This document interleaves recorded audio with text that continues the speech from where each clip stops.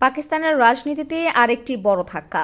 সাবেক প্রধানমন্ত্রী ইমরান খান ও তার স্ত্রী বুশরা বিবি আল কাদির ট্রাস্ট দুর্নীতি মামলায় দোষী সাব্যস্ত হয়েছেন। আদালত তাদের কারাদণ্ড ও জরিমানা ঘোষণা করেছে। আদিয়ালা কারাগারে স্থাপিত অস্থায়ী আদালত আজ রায় ঘোষণা করেছে। বিচারপতি নাসির জাভেদ রানা ইমরান খানকে 14 বছর এবং তার স্ত্রী বুশরা বিবিকে 7 বছরের কারাদণ্ড দিয়েছেন। পাশাপাশি ইমরানকে 10 লাখ এবং বুশরাকে 5 লাখ রুপি জরিমানা করা হয়েছে। জরিমানা অনাদায়ে তাদের কারাদণ্ড আরও 6 ও 3 মাস বৃদ্ধি পাবে। 19 কোটি পাউন্ড তছরূপের অভিযোগে পাকিস্তানের ন্যাশনাল অ্যাকাউন্টেবিলিটি ব্যুরো এনএবি তাদের বিরুদ্ধে মামলা করে। অভিযোগে বলা হয়, ইমরান ও বুশরা বাহরিয়া টাউন লিমিটেড থেকে বিপুল পরিমাণ অর্থ ও জমি নিয়েছিলেন।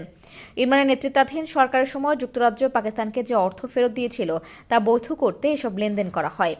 মামলা তদন্তে উঠে আসে এই অর্থের কোনো সঠিক হিসাব ছিল না। এ রায় ঘোষণা করতে আদালতকে কয়েকবার সময় পেছাতে হয়েছে। শীতকালীন ছুটি, বিচারকের অনুপস্থিতি এবং ইমরান বুশরার উপস্থিতির অভাব ইত্যাদি কারণে বিচার প্রক্রিয়া দীর্ঘায়িত হয়। অবশেষে আজ কঠোর নিরাপত্তার মধ্যে এই রায় ঘোষণা করা হলো। রায় ঘোষণার পরেই বুশরা বিবিকে গ্রেপ্তার করা হয়। ইমরান খান সব অভিযোগকে ভুয়া ও রাজনৈতিক উদ্দেশ্য প্রণোদিত বলে দাবি করেছেন। তার মতে তাকে রাজনীতি থেকে সরাতে এই মামলাগুলো ব্যবহার করা হচ্ছে।